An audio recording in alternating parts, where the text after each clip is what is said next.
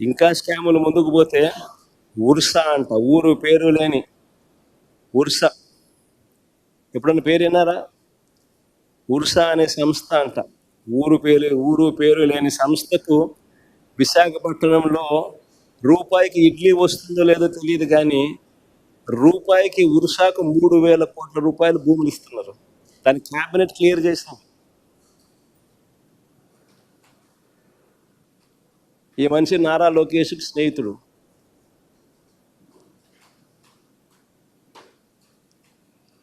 లూలు అంట, లూలు అంట, విశాఖపట్నంలో ఒక మాల్ కట్టడానికి 2,000 కోట్ల రూపాయలు విలువ చేసే భూమిని అప్పనంగా ఉచితంగా చేతిలో పెడతా ఉన్నారు.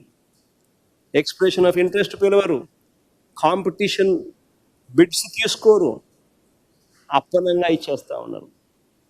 కానీ ఈనాడు రాయదు, ఆంధ్రజ్యోతి చూపదు, TV5 అంతకన్నా చూపు.